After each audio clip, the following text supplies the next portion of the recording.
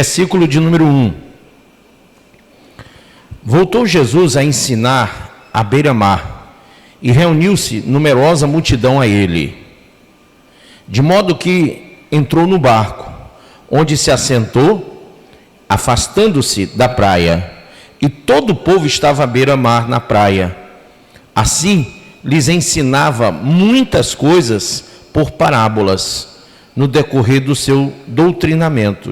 Grife aí, no decorrer do seu doutrinamento. Ouvi, eis que saiu o semeador a semear, disse Jesus. E ao semear, uma parte caiu à beira do caminho, e vieram as aves e a comeram.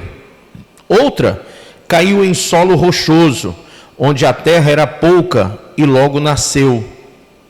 Visto não ser profunda, a terra, saindo porém o sol, a queimou, e porque não tinha raiz, secou-se. Outra parte caiu entre os espinhos, e os espinhos cresceram, e a sufocaram, e não deu fruto. Ora, enfim, caiu em boa terra, e outra, enfim, caiu em boa terra, e deu fruto, que vingou e cresceu, produzindo a 30, a 60 e a 100 por um. E acrescentou: quem tem ouvidos para ouvir, o quê? Ouça. Quando Jesus ficou só, os que estavam junto dele, com os 12, o interrogaram a respeito das parábolas. Ele lhes respondeu: a vós outros vos é dado conhecer o mistério do reino de Deus, mas aos de fora tudo se ensina por meio de parábolas, para que vendo vejam e não percebam, e ouvindo ouçam e não entendam, para que não venham a converter-se e haja perdão para eles. Então lhes perguntou: não entendeis esta parábola? E como compreendereis todas as parábolas? O semeador semeia a palavra. São estes os da beira do caminho, onde a palavra é semeada. E enquanto a ouvem, logo vem Satanás e tira a palavra semeada neles. Semelhantemente, são estes os semeados em solo rochoso, os quais, ouvindo a palavra, logo recebem com alegria. Mas eles não têm raiz em si mesmo, sendo antes de pouca duração. Em lhe chegando a angústia ou a perseguição por causa da palavra, logo se escandalizam. E outros, os semeados entre os espinhos, são os que ouvem a palavra, mas os cuidados do mundo, a fascinação da riqueza e as demais ambições, concorrendo, sufocam a palavra, ficando ela infrutífera. Os que foram semeados em boa terra são aqueles que ouvem a palavra e a recebem, frutificando a 30, a 60 e a 100 por um. Amém? Põe a mão sobre a Bíblia e diga: Pai, essa é a tua palavra, essa é a tua semente, que o Senhor possa fazê-la crescer a 30, a 60 e a 100 por um. Diga amém. Pode sentar.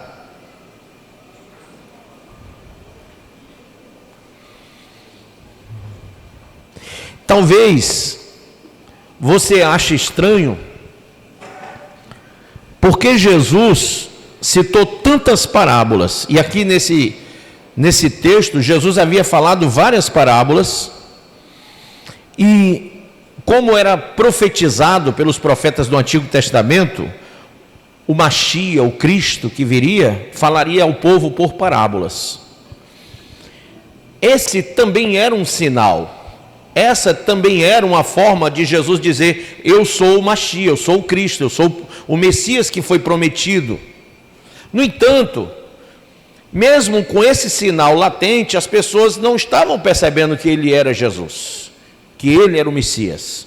Então, falando por parábolas, Jesus vai mostrar exatamente a situação de pessoas que ouvem a palavra. E é importante você que está aqui hoje escutar o que ele falou logo no versículo 9. Vamos ler aqui. E acrescentou, olha o que é que ele acrescentou: quem tem ouvidos para ouvir, ouça.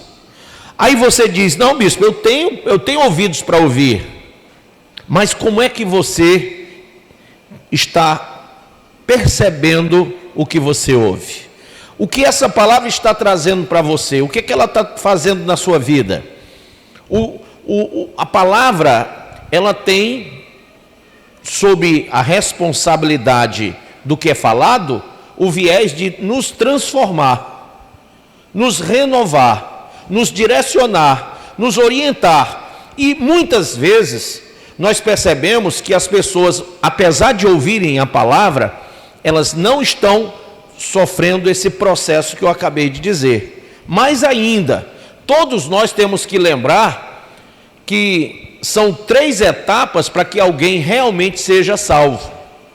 Aí você diz: mas eu ouvi falar na carta de Paulo aos Éfesos que a salvação é pela graça, né? No capítulo 2 lá, não diz isso? Mas pela graça nós somos salvos mediante a nossa fé. Fé na palavra, fé naquilo que é ensinado. Uma fé que me faz pegar a palavra e aplicá-la na minha vida. A palavra, ela é profunda para aquele que se aprofunda nela. Entendeu? Se você ouve de forma rasa, a palavra vai ser rasa na sua vida. Se você ouve de maneira profunda, a palavra vai ser profunda na sua vida. Ora, então, para que você entenda a diferença do raso para o profundo, foi que Jesus citou esses exemplos de pessoas que ouvem a mesma palavra, porque todos aqui estão ouvindo a mesma palavra, a semente está sendo lançada em cada um de vocês da mesma forma, porém, apesar de ser a mesma semente, a mesma palavra em cada um de vocês, quando ela entra nos seus ouvidos, ela pode ter 4 efeitos. O primeiro efeito está aí, ó. Jesus falou. Vamos ao versículo de número 10. Quando Jesus ficou sozinho com os discípulos, ele vai e fala com eles, né? E aí você vai comigo até o 13. Quando ele diz: olha, se vocês não entenderam essa parábola, como é que vocês vão compreender todas as outras? E aí ele vai explicar essa parábola, porque se você não entender a parábola do semeador, você não vai entender nenhuma das outras parábolas. É por isso que tem gente que fica frio, é por isso que tem gente que negocia a sua fé por um prato de lentilhas, quando esse falso evangelho oferece mundos e fundos. É por isso que tem gente que, quando chega a Saturnália, né, a festa do carnaval, essa festa diabólica, em vez de se firmar, em vez de se posicionar, cai. Por quê? Porque o coração ainda ele não está de acordo com aquilo que a Bíblia diz. Então veja só, Jesus vai mostrar aqui no versículo 14 em diante, ele vai explicar essa parábola, porque se você entender ela, todas as outras você vai conseguir entender. Quem quer entender todas as parábolas, levanta a mão. Pois então entenda essa. Para entender todas as outras, essa tem que ser entendida. Amém? Então vejamos, ele diz: são estes, vamos lembrar, a primeira semente cai aonde? À beira do caminho, grifa aí, tá? Ele vai explicar o que ele falou anteriormente, e ele diz: são estes os da beira do caminho, ou seja, pessoas, né, que estão à beira do caminho, onde a palavra é semeada. Pessoas que estão à beira do caminho, onde a palavra é semeada, olha só. Enquanto a ouvem, você está ouvindo, mas logo vem Satanás e tira a palavra semeada deles. Tem gente que é assim? Tem gente que ouve a palavra, tá? Eu já evangelizei muita gente que ouve, até de bom grado, mas de repente Satanás rouba tudo o que foi dito e eles continuam a mesma vida de antes. Então Jesus vai explicar que você não pode ser esse tipo de pessoa à beira do caminho, tá? Se você está à beira do caminho, a tendência é que toda palavra que vier para você seja roubada. Jesus disse: eu sou o caminho, a verdade e a vida. Ninguém vem ao Pai se não for por mim. Então você tem que estar no caminho, mas você não pode estar à beira dele. Amém? Quando você está no caminho, você está caminhando.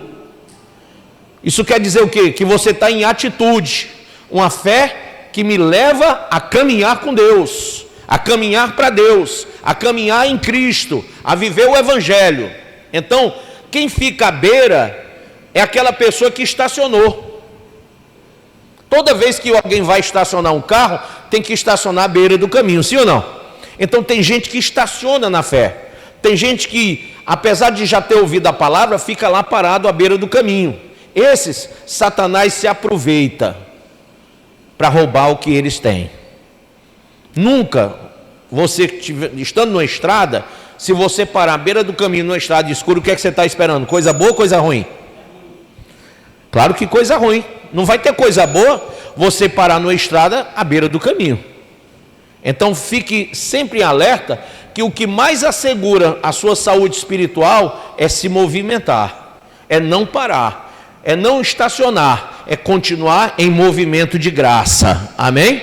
Movimento de graça nos faz reter o Evangelho dentro de nós, nos faz continuar com a profundidade da riqueza do conhecimento de Deus. Quando você para, e tem coisas que querem nos parar, o que é que para um carro? Não são defeitos que surgem, não é? Então aparece um defeito, o carro começa a querer parar. Que defeitos são esses na sua vida que fazem você parar? Geralmente, eu falo isso muito, são coisas que você ambiciona, são coisas que você ama, são coisas ou pessoas, né, que você ama, são pensamentos, são desejos, são impressões da vida, são problemas também, são dificuldades que aparecem e que querem parar você. O que é que você tem que fazer na hora que essas coisas vierem para parar você? Você tem que continuar em movimento. Uma vez que você entendeu essa primeira parte da parábola, você sabe que o que está ruim pode ficar bem pior. Está entendendo ou não? Mas, poxa, tem tanta coisa querendo me parar, porque eu não estou mais suportando, eu acho que eu vou dar uma parada. Lembre-se, quando você parar, aquele que fez tudo para você parar vai se aproveitar disso. Eu vou dar um tempo. Tempo para quê? Que tempo é esse? Quando eu era menino, eu ouvia esse negócio de a menina chegava e dizia para o rapazinho assim: vamos dar um tempo. Lembra disso, não? Ainda existe isso hoje? Que eu estou casado há 21 anos, eu não sei, eu nunca dei um tempo com a minha esposa. Nunca, a gente deu tempo nenhum. Entendeu? Do dia que a gente começou a orar até o dia que a gente está casado até hoje, nossa vida sempre foi andando com Cristo. Amém? Eu não sei o que é tempo, sinceramente, com a minha mulher não sei. Agora, antes dela, né, quando eu era garotinho, assim, 16, 15 anos, 14, não estou muito longe disso, claro, né?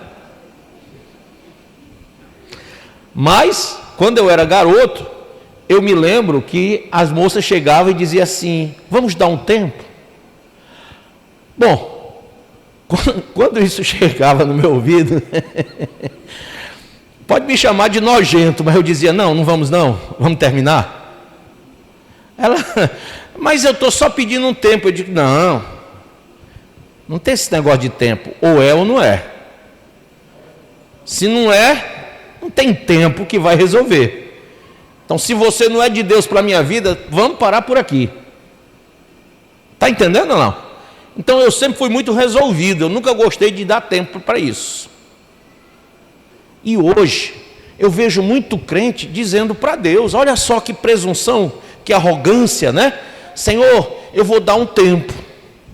Às vezes não diz para Deus porque tem medo, né? Não é nem temor, é medo. Porque se fosse temor, não falava, nem ia dar o tal do tempo. Porque temor quer dizer 3 coisas: o quê? Vamos lá, eu ensinei: respeito, honra e obediência. Lembra disso? Vamos dizer todo mundo? Respeito, honra e obediência. Isso é o temor a Deus. Medo é algo que me para, que me prende, que me estaciona mesmo. Então medo não é uma coisa boa. Mas tem gente que tem medo de Deus, aí diz: não vou falar o que eu estou pensando, bobinho. Deus é onisciente, Ele ouve o teu pensamento. Aí a pessoa diz assim: Senhor, eu não vou falar, mas eu vou me distanciar, eu vou me afastar, eu vou me esfriar, eu vou dar um tempo na leitura da Bíblia, eu vou dar um tempo na oração, está entendendo? Eu vou dar um tempo nos cultos. Eu ia tanto cultos, agora eu vou só uma vez por semana ou duas, não vou mais evangelizar como eu fazia, não vou mais fazer nada, eu vou dar um tempo. Ela não quer falar, mas ela já está fazendo. Ou então ela chega para o pastor, para o diácono, para a diaconisa, para o evangelista e diz assim: olha, eu vou dar um tempo. E é interessante, irmão, que na relação sua com qualquer pessoa, você não consegue absorver muito bem isso, né? Esse negócio de tempo. Imagine você com Deus. Porque se você pensar que o tempo de vida que você tem, que o ar que você respira, que o tempo que falta para você morrer, Deus sabe. E é Deus que está dando todo dia uma oportunidade de vida. Se você tivesse um pouco de respeito, honra e obediência a Deus, você jamais diria ao dono do tempo para que ele te desse um tempo para você sair de perto dele. Olha que coisa arrogante, né, da pessoa, que presunção, que jactância horrorosa. No entanto, tem gente que faz isso. Essa pessoa, ela estaciona, ela para, ela puxa o freio de mão, ela diz: não, é tanto problema que eu não aguento mais. E aí é que o problema começa. Porque quando ela puxa o freio de mão, quando ela para, quando ela estaciona, quando ela dá o tempo, Satanás, que é ladrão, a Bíblia diz que ele vem para matar, roubar e... Então imagina só que ele vê você na rua escura, na beira do caminho, parado. Ele diz: agora eu posso matar, eu posso roubar e eu posso destruir. Porque parou. Se tivesse movimento de graça, a Bíblia diz assim: quem é de Deus, o maligno não toca. Tudo que é de Deus, o maligno não pode tocar. Então, você diz: mas bispo, só porque eu parei? Claro. Cadê a honra? Cadê a obediência? Cadê o respeito? Entende isso? Então, essa falta de temor, ela vai colaborar para que você passe pelo estado pelo tipo de pessoa que está na beira do caminho lá parado. E ele vai citar o segundo tipo, vamos ver aí. Ele diz assim, no verso 16: semelhantemente, são estes os semeados com o solo rochoso, os quais, ouvindo a palavra, logo a recebem com quê? Com alegria. Mas eles não têm raiz em si mesmos, sendo antes de pouca duração, em lhe chegando a angústia, a perseguição por causa da palavra, logo se escandalizam. Então veja, o segundo exemplo que ele dá são de pessoas que ouvem a mesma palavra, só que elas se comparam a quem não tem raiz. Olha só, quando você enraiza, você fica extraindo daquele lugar toda a força que você precisa. Mas tem um detalhe: para você criar raízes, você tem que saber se onde você está, ali o pasto é verdejante. Se ali o evangelho verdadeiramente é pregado. Criar raízes em um lugar árido, criar raízes em um solo rochoso, vai destruir você. Então esse tipo de gente aqui é o descuidado. Ele não presta atenção onde ele está congregando, qual é a igreja que ele está mesmo. Então, como ele não presta atenção em onde ele está congregando, que tipo de evangelho, é aquela pessoa que diz assim: eu vou para a igreja mais perto da minha casa, porque a mais perto é melhor. E qual é o evangelho? Qual é o solo lá?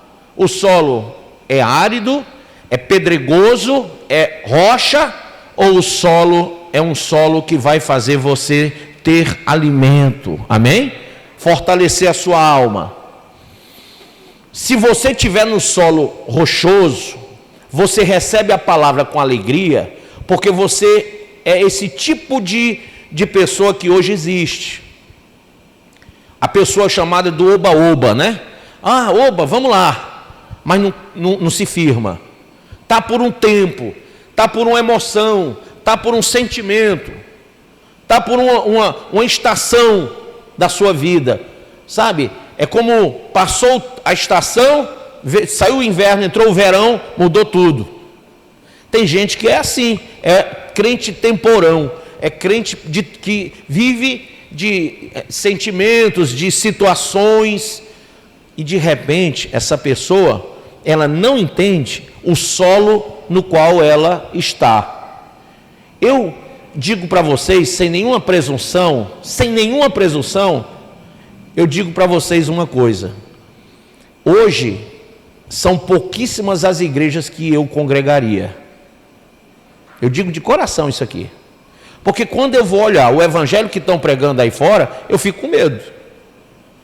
Ora, quando você estuda, como eu estudei minha vida toda, desde 5 anos de idade, e você faz 3 cursos teológicos, você entra numa profundidade de ter lido a Bíblia várias vezes, aí você começa a ver as heresias que estão sendo ditas. Rapaz, é uma atrás da outra, é um engalfinhamento satânico atrás do outro, e eles criam um ambiente espiritual, né? Bem pet mesmo, porque o crenticão, qual é o crenticão? É o traidor, é o enganador, é o mentiroso, entendeu? O crente pet, o crenticão, ele não está preocupado se ali é bom ou se é ruim, ele quer saber se dá para ele ficar ali, se ele está alegre, se ele está feliz.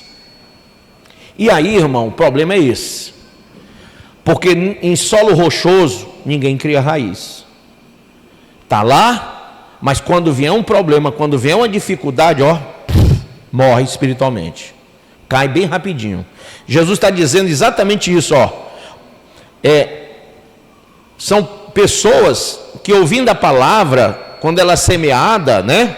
Quando ela é jogada em solo rochoso, eles ouvem, mas recebem com alegria. No 17 ele diz: mas eles não têm raiz em si mesmos, sendo antes de pouca duração. Que é um crente de pouca duração? É aquele que não está firmado. Você já se perguntou por que você está aqui? Por que você congrega aqui?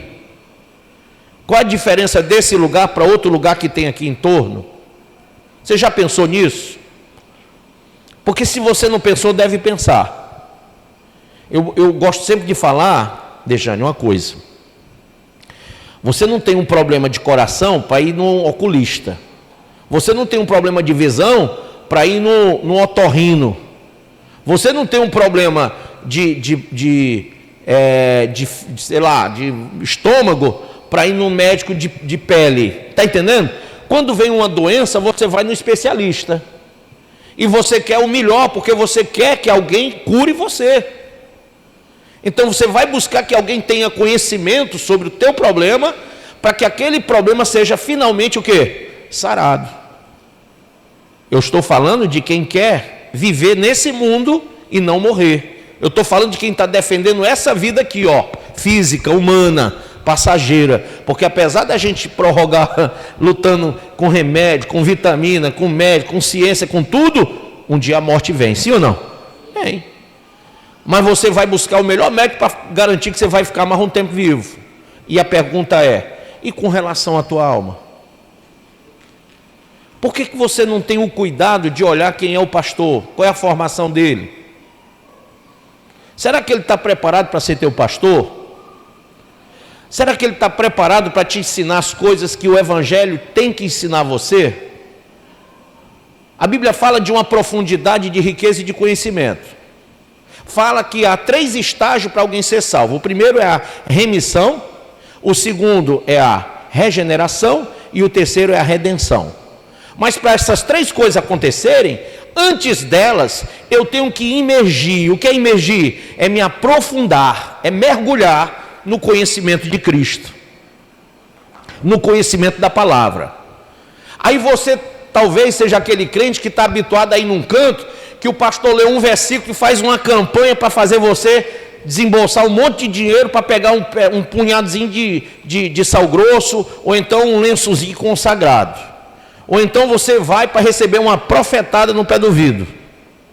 Eu lhe pergunto, esse é o Evangelho? Então, o cristão que não tem raiz, ou melhor dizendo, a pessoa que não tem raiz, que não é cristão, ela não se preocupa com o solo. Ela não olha para o lugar que ela congrega. Se você olhar, você vai ver, pelos olhos da palavra, pelos olhos do Espírito que nos ensina a palavra, você vai buscar conhecimento. O mais importante é que você busque conhecimento. Entendeu? Acho que a Dejane lembra disso. Um dia ela foi lá na minha casa com o Jorge, e ela tinha sido de uma igreja aí, que eu não vou citar nome por ética, 20 e tantos anos, não foi, Dejane? 20 e tantos anos. E aí eu perguntei para ela 3, 4 besteirinhas que uma criança aqui da salinha das crianças sabe responder. Tu lembra que eu te disse isso? 3, 4 besteirinhas. Eu vou lembrar só de uma. O que é que está escrito em João 3,16, né? Ela, não sei não. Ela não conseguiu responder nenhuma das minhas perguntas. Foram 3, 4, daquela que eu falo com uma criança de 9 anos, e que o menino lá em cima sabe. Então, ela com 20 e tantos anos, ela lembra disso, não sabia responder. Eu disse, minha filha, como é que você está 20 e tantos anos numa igreja e não sabe responder essas coisas que eu estou perguntando? Ela baixou a cabeça e disse, eu acho que ali caiu, não foi uma ficha? O que é que eu estou fazendo? Frequentando igreja? Fazendo campanha? Não posso nem falar, senão ela vai saber onde é. O que é que eu... Entendeu? Fazendo ritual? Que tipo de cristão a pessoa se torna apenas repetindo e repetindo? É que nem o romano, né? Fica só com uma bolinha atrás da outra, repetindo a mesma reza. Que tipo de cristão é esse? Que vai para o carnaval, se prostitui, bebe, fuma, droga, faz tudo de ruim, e depois vem a quaresma. Agora vamos passar 40 dias sem comer carne. Adianta, sinceramente, adianta? Quer dizer, tu peca querendo pecar, faz o errado contra Deus, trai o Senhor, aí depois diz, não Senhor, mas quando acabar essa festa da carne, aí eu vou me espiritualizar, cortando a carne da minha alimentação durante 40 dias, e depois eu vou comemorar a Semana Santa, vou lá para Recife, que vai ter a peça lá, que o cara que fez papel de Satanás e disse eu sou o diabo, vai dizer que é Jesus, o mesmo ator. Vocês estão sabendo disso, né? Mas eu vou me conformar porque isso é tudo que eu tenho na minha religião. Ô irmão, pelo amor de Deus, isso aí é uma pessoa que não tem raiz. Amém? Isso é uma pessoa que não tem raiz. Porque quem tem raiz do Evangelho conhece a palavra e não aceita essas coisas que hoje são praticadas dentro das várias igrejas ou religiões. Se você é crente sem raiz, você acaba sucumbindo mesmo, não tem jeito. Mas se você criar raiz, como é que cria raiz? Primeiro, você vai ter que entender o que é isso aqui, ó. Isso aqui é a raiz. Se você tiver conhecimento da palavra e discernimento do Espírito, tu é um crente raiz. Amém? Crente raiz é esse. Aí alguém vem com um negócio de uma heresia, de um besterol, você diz, não, a Bíblia diz em tal parte, em tal canto. É desse jeito que o crente raiz faz. Eu, por exemplo, se eu der uma topada, cai 5 versículos da minha boca, porque eu vivo com a palavra na boca. Crente raiz não nega o que é. Entendeu? Então você tem que ser crente. Cutuca o irmão, diz assim, irmão, tu é raiz ou não é? Aí aquele irmão malengão vai para a igreja e fica assim, ó. Esse é raiz aonde? Nem Bíblia carrega para a igreja. Pergunta para o irmão, cadê tua Bíblia? Bicho velho, pergunta. Diz assim, bicho velho, cadê tua Bíblia? Trouxe não? Então não é raiz. Porque crente raiz anda com a Bíblia. Tá vendo? Ai, bispo, desculpa, eu esqueci. Esqueceu da palavra, irmão? Olha o que é que eu digo para você que eu sou crente raiz. Salmo 119 diz assim no verso 11: guardei a tua palavra no meu coração para eu não pecar contra ti. Como é que você esqueceu a palavra? Eu me lembro que a igreja que eu me converti tinha um diácono lá que ele foi pregar, e aí ele anotava toda a pregação dele num pedaço de papel, né? É chamado esboço. E aí ele foi pregar no domingo de manhã e esqueceu o esboço em casa. Meu pai era vivo nessa época, né? Meu pai sempre foi muito engraçado. Aí o diácono chegou na igreja e disse assim: irmãos, eu quero pedir perdão a vocês, porque não vai dar para eu pregar, que eu deixei o esboço em casa. Aí o papai disse assim: deixou o esboço em casa, e o Espírito Santo? E a palavra? Era para estar onde? Em casa ou aqui? Na cabeça, no coração, né? Por que eu tenho que guardar no coração? Porque mesmo que eu esqueça o livro em casa, mas ele está dentro de mim. Há uma promessa de Deus que ele escreveria nos nossos corações a sua palavra. E hoje, onde é que o Espírito Santo deve habitar? No nosso coração. E ele quer fazer da nossa vida templo e morada dele, por quê? Para que essa palavra seja escrita dentro de nós. Amém? Terceira pessoa. A Bíblia diz que são pessoas cuja palavra é ouvida. Todo mundo está me ouvindo? Sim ou não? Ainda bem que você não é moco, né? Aí você está me ouvindo, mas você é aquela pessoa estressada, preocupada, já está aqui pensando que amanhã de manhã tem que trabalhar não sei aonde, fazer não sei o quê, e já está se projetando para os pagamentos que vai fazer a semana inteira, porque está devendo a luz, está devendo a água, tem que pagar o aluguel, tem que isso, tem que não sei o quê, a prestação não sei de quê, e o carro que está com o IPVA vencido. Você está aqui cheio de preocupações. Maria e Marta também foram identificadas assim. Uma estava cheia de preocupações, que era Marta. Maria estava agarrada com Jesus. E aí a Marta disse: Senhor, tu não está vendo que a minha irmã fica aí só do teu lado aí o tempo todo, ouvindo a tua palavra aí, sentada no chão, enquanto eu estou me esborrachando de trabalhar para ajeitar comida e ajeitar a casa e ajeitar tudo? Aí Jesus, ela pensando que Jesus ia repreender Maria, repreendeu a ela e disse: Marta, Marta, olha, Maria, Marta, eu entrei na tua casa e Maria, ela escolheu a melhor parte. Qual é a melhor parte? Ficar aos pés de Jesus. Essa terceira parte da parábola que Jesus conta fala de alguém que é sufocado. Veja só aí no verso 18. Os outros,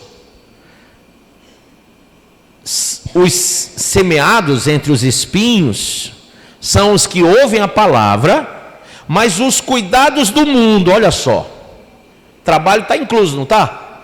Eu estava falando com um pastor do nosso ministério, para não dizer que é do outro canto, do nosso ministério, Decílio Cajado, essa semana. Bispo, por quê? Porque o caboclo quer trabalhar o dia todo, manhã, tarde, noite e madrugada. O bicho é feroz para trabalhar. Aí eu disse: vem cá, tu quer acabar com a tua vida espiritual, é? Tu está ficando doido?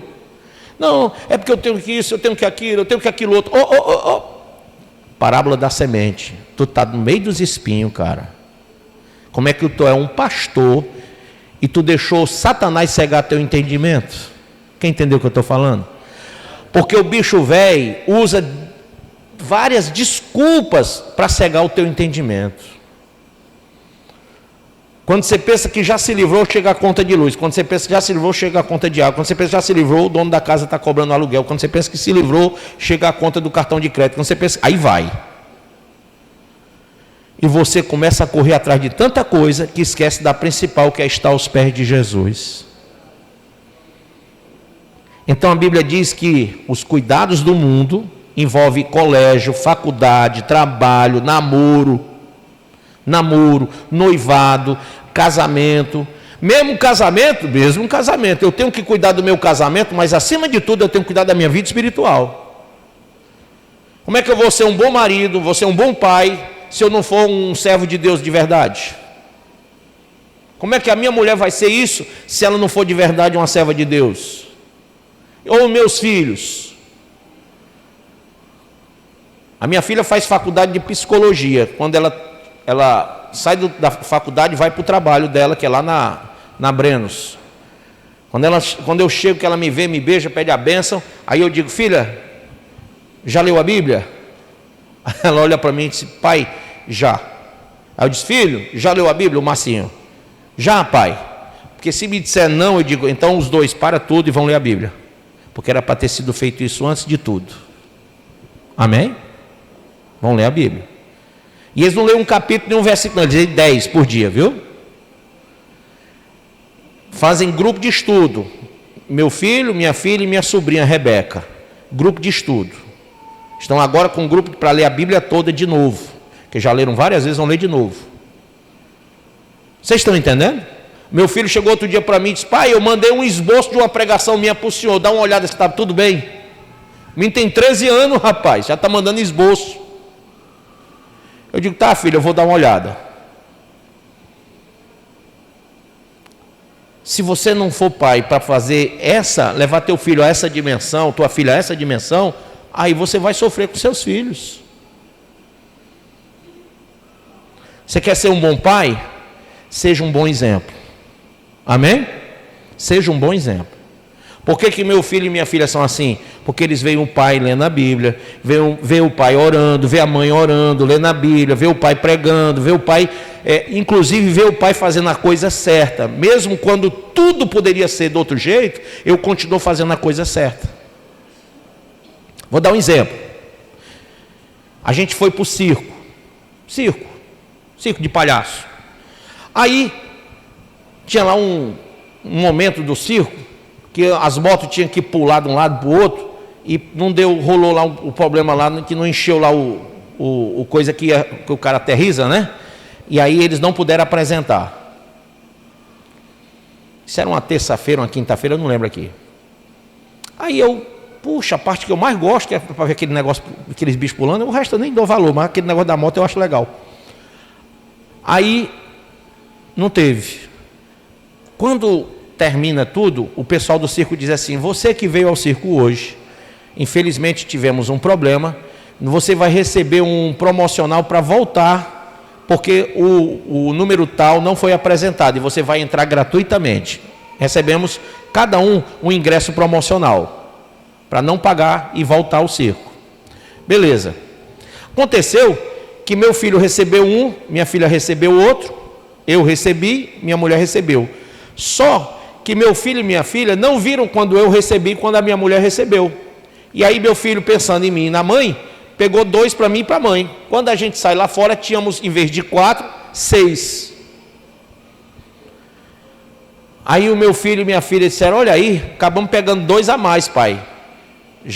Aí eles não pensaram: já dá para trazer a Rebeca e outra pessoa da próxima vez. Eu disse: não dá.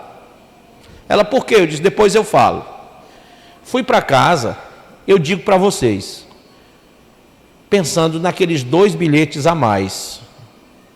Quando foi de noite, fui orar e os 2 bilhetes não saíram da minha cabeça. Quando foi de madrugada, o Senhor falou para mim: devolve.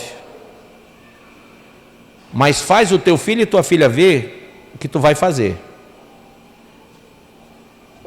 Na minha cabeça eu já estava para devolver, mas eu estava com aquela coisa: meu Deus, como é que eu vou proceder, né? Porque ele já tinha pego, já estava dentro do carro, já tinha saído do circo, já estava quase em casa quando eu soube dos 2 bichos a mais.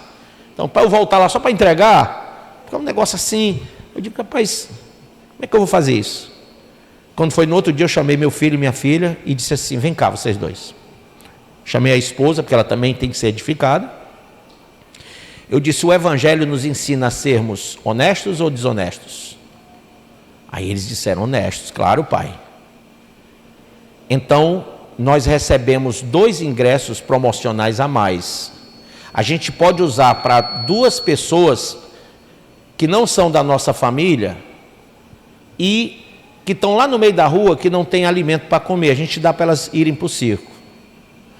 Não pode? Aí eles disseram assim: pai, assim a gente não vai estar usando os ingressos. Muito bem. O que é que vocês acham? Não seria uma boa saída? Não é uma boa? Só que quando eu disse pensando em fazer o bem ao outro, o Espírito Santo falou para mim, disse assim: mas, espera aí, você está pensando no pobre da rua e não está pensando no dono do circo. Porque o dono do circo não tem que pagar por isso. Se você quer dar, dentro do seu bolso. Faz assim, ó. Lenhada santa. Na mesma hora o Senhor me deu uma repreensão. Aí eu olhei para minha família e disse: peraí pessoal, peraí, nós estamos pensando errado. Eu fiquei a noite pensando como é que eu ia fazer e ainda pensei errado. Gente, nós estamos errados. Mas por quê, pai? Porque a gente não pode dar o que não é nosso. Aí o meu filho disse: vixe pai, é mesmo. Então nós vamos devolver. Não vamos dar para ninguém, porque aquilo que não é nosso, na mão do outro, é maldição para ele. Fomos no circo e eu confesso, fui para devolver mais do que com o interesse de ver as motos dessa hora. Porque eu estava com aquilo queimando dentro do meu bolso. Sabe aquela coisa? Eu tenho que devolver logo. Aí, ainda aguentei até terça-feira, porque a gente só tem esses dias, terça e quinta, às vezes, para fazer uma coisa dessa. Porque todos os dias de culto eu não negocio. Aí,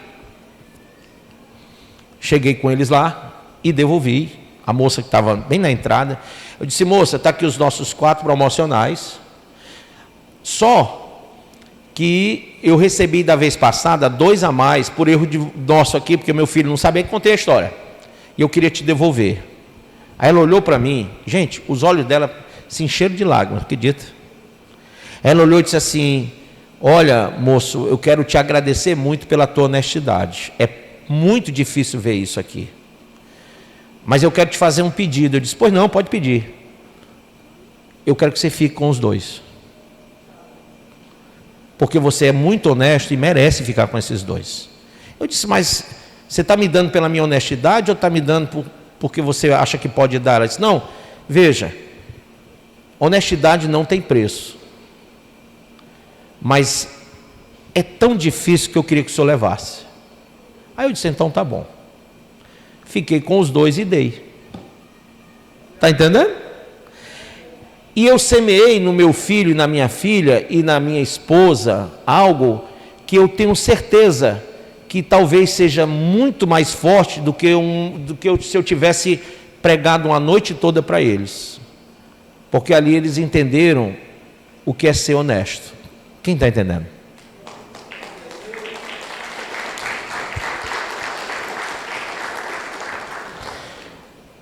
A gente tem que ter cuidado, porque às vezes essas coisas querem nos sufocar, né? Então os cuidados do mundo, as preocupações, podem fazer você querer ganhar um dinheiro que não é seu, uma coisa que não é para você, o marido da outra, a mulher do outro, tem disso também, viu? Você tem que ter cuidado. Aqui diz assim, ó: os cuidados do mundo, a fascinação da riqueza. Olha como tem gente que tem fascinação por riqueza. E as demais ambições concorrendo sufocam, porque tudo junto sufoca a pessoa. E aí a pessoa deixa de estar na igreja. Eu digo para vocês, às vezes as pessoas são tão... eu vou escolher o dia que eu vou para o culto. Se der certo eu vou. Eu vou para a igreja mais perto de casa. Eu vou só quando der certo. Será que isso aí não é similar àquela pessoa que não tem raiz, ou aquela outra que está na beira do caminho, ou essa própria que está tão preocupada consigo mesma, que é sufocada e não tem evangelho para viver? Veja como o entendimento dessa parábola faz a gente amadurecer. A gente tem que se identificar na parábola. Espera aí, eu sou quem aqui? Nessa fila de pão, onde é que eu estou? Eu estou na beira do caminho? Eu estou lá no solo rochoso, sem raiz? Ou eu estou aqui agora sendo sufocada porque eu deixo tudo ficar na frente do evangelho? Porque eu coloco minhas preocupações acima de Cristo. Não vai para uma vigília porque no outro dia tem que trabalhar. Então outro dia tem que não sei o quê. Aí não vai para um EBD porque no outro dia trabalhou e só tem um domingo para ir fazer a feira. Olha que loucura. Tem gente assim. Não é porque eu vou ajeitar meu caminhão. Eu puxo as orelhas toda vez, mas não adianta, né? Já está com a orelha desse tamanho já. Gente, nós temos que ter compromisso. Amém? Isso quer dizer que a gente vai pagar preço? Sim. Veja só, há 2 textos na Bíblia que falam sobre a gente pagar preço, mas não é preço de dinheiro não, viu? Que aqui não tem esse falso evangelho de prosperidade e riqueza humana não. O preço dos 2 textos é o seguinte: é a nossa vida totalmente entregue no altar. A nossa vida. O que adianta eu entregar o dinheiro e não me entregar? O que adianta eu manter o prédio e não me manter? Entende isso? Então, a Bíblia fala lá para Laodiceia que ela se diz rica e não sente falta de nada, e a Bíblia chama ela de pobre, e que ela tem que comprar o ouro refinado pelo fogo de Deus, ou seja, tem que pagar um preço de ser servo de verdade. Há outro texto, lá em Mateus 25, que quando as virgens acordam e veem que não tem azeite, e o azeite era caro, as prudentes dizem para as loucas: vão aqueles que vendem e comprai-o, e voltem antes que a porta se feche. Só que elas tinham demorado muito e a porta se fechou, e elas tinham que pagar o preço do azeite. Gente, qual é o preço da presença do Espírito Santo na nossa vida? Você sabe que só vai subir, só vai ser arrebatado quem tem o Espírito Santo? Sabia disso? Então, se você é crente e não tem o Espírito Santo, você tem que se preocupar em pagar o preço de oração, de jejum, de estar mais nos cultos, de estar na obra, de chorar, de se arrepender, de se regenerar, de se redimir mesmo, ser mais cristão. Você perdeu muito tempo dormindo. O sono que te levou a você ficar para lá e para cá, para ali e para acolá, e não se firmar de verdade. Agora que você entendeu, você tem que pagar um preço urgente antes que a porta se feche. E eu digo para você, a porta está para se fechar. Quem está entendendo que nós chegamos ao final dos tempos? Que Jesus pode vir a qualquer momento. Então eu pergunto, você tem azeite nessa botija aí? A tua lâmpada está acesa? O teu evangelho é verdadeiro? Você está no meio dos espinhos para ser sufocado? Você está à beira do caminho para ser matado, roubado e destruído? Você está ali naquele solo rochoso sem raiz própria? Existe uma 4ª pessoa para terminar. Veja aí. Versículo 20. Agora, só para concluir o 19, diz assim, ó: a fascinação da riqueza e as demais ambições concorrendo sufocam a palavra, ficando ela o quê? O que é uma pessoa infrutífera, pessoal? É uma pessoa que não gera os frutos do Espírito. Quais são os frutos do Espírito? Bondade, misericórdia, mansidão, temperança, domínio próprio, fé, amor. Amor por quem? Por si mesmo? A Bíblia diz: ama o teu próximo como a ti mesmo. Qual a maior forma de amar o próximo? Ganhando a alma dele. Se você não ganha os teus irmãos, se você não cuida dos teus, você negou a fé e é pior do que o ímpio. Você tem que ganhar a alma do outro. Amém? Versículo 20, para terminar. Os que foram semeados em boa terra são aqueles que ouvem a palavra, como todo mundo está ouvindo, e a recebem. Olha só, como é que eu sei que você está recebendo e que você é boa terra? Porque vem uma coisa chamada frutificação. Está aí, ó. Frutificando a 30, a 60 e a 100 por um. Uma árvore é conhecida pelo quê, pessoal? Pelo fruto. Você vai encontrar num coqueiro abacate? A Bíblia diz que se a árvore é boa, o fruto é bom. Se a árvore é má, o fruto é mau. Uma árvore boa não pode dar mau fruto, e uma árvore má não pode gerar fruto bom. Então, você vai conhecer pelo fruto. Qual é o fruto da tua alma? Qual é o fruto da tua vida? Tem gente que pode dizer é bom, outro pode dizer que é ruim, outro pode dizer assim, não tem nem fruto. Se procurar, não acha um. Aí eu vou dizer para você, cuidado com isso. Se o fruto é bom, glória a Deus pela sua vida cristã. Mas se o fruto é ruim, você está em desobediência a Deus. E se não tem fruto nenhum, lembre-se, quando Jesus procurou frutos, em uma árvore e ela não tinha fruto nenhum para ele, o que foi que ele disse para a árvore? Seca e morre. E Jesus disse: olha, essa não serve para nada. Então, ou você vive para servir, ou você seca e morre. Quem entendeu isso? Você quer só ficar na igreja assim sentadinho? Não vai rolar. Você vai ficar só sentadinho sem gerar fruto? Você acha que está bom? Está confortável? Jesus vem e tu fica. É importante você entender, se autoexaminar. Rapaz, que fruto é que eu estou dando? Qual é o fruto dos meus lábios? Qual é o fruto da minha vida? Qual é o testemunho que eu dou para a minha família, para o meu vizinho, para o pessoal do meu trabalho, para o pessoal do meu colégio, da minha faculdade, para a minha mulher, para o meu marido, para os meus filhos, para os meus pais? Qual é o fruto que eu estou dando? Examine-se o homem a si mesmo.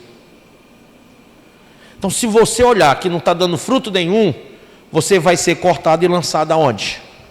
Pior que é no fogo. Pior que é no fogo. Então tem que dar fruto, não é não? Tem. Mas é quando você quiser, pessoal? Não. A Bíblia diz que a árvore que é plantada junto a ribeiros de água, está lá em Salmo 1, ela dá os frutos na estação própria. E quem é que escolhe a estação? Deus. Não é quando a gente quer.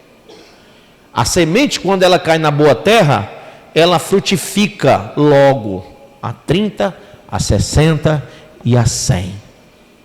Nós estamos em qual mês do ano?